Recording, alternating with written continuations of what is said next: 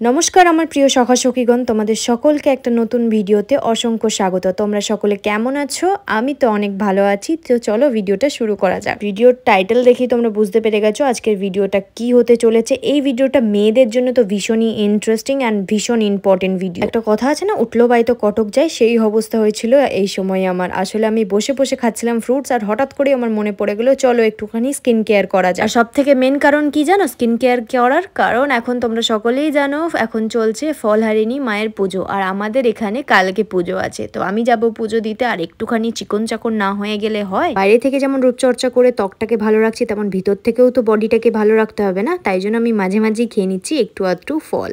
অনেক বকে ফেললাম, বকতে বকতে অর্ধেক কাজও হয়ে গেল আমার। আর হ্যাঁ, লাস্ট কথা আরেকটা বলে নিই, তোমাদের ওখানে যদি এই পুজোটা হয়ে থাকে অবশ্যই আমায় কমেন্ট করে জানিও। দেখো মেন টপিকে ফেরা যাক, কারণ যে বিষয় নিয়ে আমার আসল ভিডিওটা সেটার ব্যাপারে তো একটু আধটু বলে নিতেই হবে। তো স্কিন কেয়ার করার আগে আমি সবার ফার্স্টে নিজের ফেসের যে ফেসিয়াল হেয়ার আছে সেগুলোকে সব ক্লিন করে নিচ্ছি। মাথার চুলগুলো বাড়ার নাম নেবে না, কিন্তু ফেসিয়াল হেয়ার একেবারে ধরধর করে বেড়ে যাবে। যাই হোক, ফেসিয়াল হেয়ার রিমুভ করার জন্য আমি যে জায়গাটার ফেসিয়াল হেয়ার রিমুভ করতে চাই সেইটুকুনি অংশে আগে অ্যালোভেরা জেল লাগিয়ে নিচ্ছি, দেন আমি রেজার ইউজ করছি। তোমরা সবাই আবার জানো একেবারেই গোটা ফেসে অ্যালোভেরা জেল অ্যাপ্লাই করে নিও না। সবার ফার্স্টে যেটুকুনি অংশের হেয়ার রিমুভ করবে সেইটুকুনি অংশে প্রথমে অ্যালোভেরা জেল লাগাবে। গোটা ফেসেই যদি অ্যালোভেরা জেল লাগিয়ে নেবে না, তাহলে দেখবে অ্যালোভেরা জেলটা যেটা আছে সেটা খুব তাড়াতাড়ি শুকিয়ে যায়।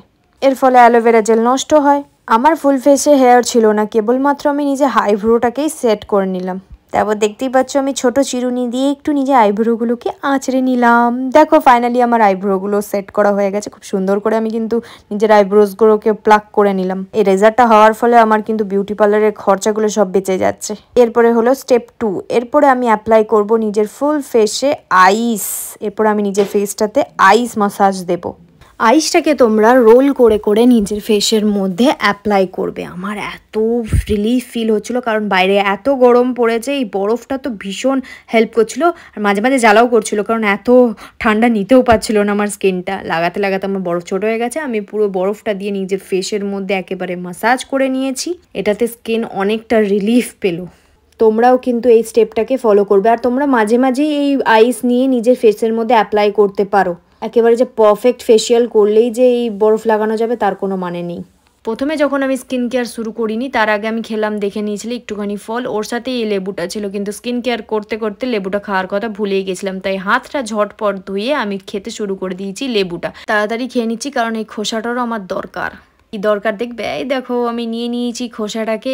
তোমরা কে কে বলো ছোটবেলায় লেবু খাওয়ার পর এইভাবে করতে? আমি কিন্তু করেছি, সবার চোখের মধ্যে গিয়ে দিয়ে দিতাম। আমার কাকারাও আমার চোখে দিয়ে দিত, এর ফলে কিন্তু চোখটা বিশাল জ্বলতো। যাই হোক, মেন টপিকে আসি। এই খোসাটা নিয়ে হালকা হাতে নিজের স্কিনের মধ্যে রাব করে নেবে। বেশিক্ষণ রাব করবে না, 1 মিনিটের মতো রাব করবে, দেন একটুখানি ড্রাই হতে দেবে। আর দেখতেই পাচ্ছ কত গ্লো আসছে, তাই না?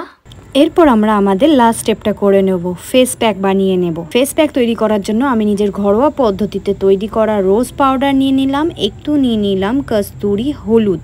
এই রোজ পাউডারটা কিন্তু আমাদের গাছের গোলাপের পাপড়ি দিয়ে বানানো। কিভাবে বানিয়েছিলাম ওটা আমি সিলভার রিচেস ওয়ার্ল্ড হিন্দি চ্যানেলের মধ্যে দিয়েছি, তোমরা অবশ্যই দেখতে চাইলে দেখতে পারো। আর হ্যাঁ, লাস্টে আমি এর মধ্যে দিয়েছিলাম একটুখানি কফি পাউডার, আর একটু দিয়েছিলাম দুধ। এরপরে সমস্ত জিনিসগুলিকে ভালো করে আমরা মিশিয়ে নেব। দেখো আমার এখানে মেশানো হয়ে গেছে। এরপর আমি এটাকে নিজের ত্বকের মধ্যে ফেসের মধ্যে অ্যাপ্লাই করে নেব।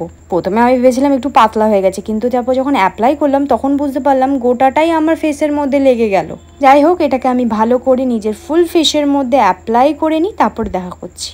টানটানা, দেখলে কি সুন্দর ট্রানজ্যাকশন করে নিলাম। আমার ফুল ফেসে একদম ফেস প্যাকটা লাগানো হয়ে গেছে। এটাকে 5 মিনিট নয়, এটাকে 15 মিনিট আমি নিজের ফেসের মধ্যে রাখবো। এটা শুকিয়ে যাওয়ার পর তারপর দেখা করছি। ওকে, কি গরম। ফাইনালি আমার ফেস প্যাকটা শুকিয়ে গেছে, 15 মিনিট রাখা হয়ে গেছে। এরপর একটা ভেজা কাপড় দিয়ে আমি নিজের ফেস প্যাকটাকে পুরো রাব করে করে তুলে নেব। এটা আমরা হেয়ারে অপোজিট ডাইরেকশনে করব, তাতে সমস্ত ডার্টস এবং হেয়ার যদি থাকে সেগুলো সব বেরিয়ে যাবে। তো চলো ঝটপট পুরো ফেসটাকে ক্লিন করে নিই। দেখো ফাইনালি আমার স্কিনটা ক্লিন করা হয়ে গেছে। আর কি ছকছক করছে না, একেবারে চকচক করছে, ধপধপ করছে না। একটু চুলটা খুলে নিই, একটু স্টাইল তো মারতে হবে না।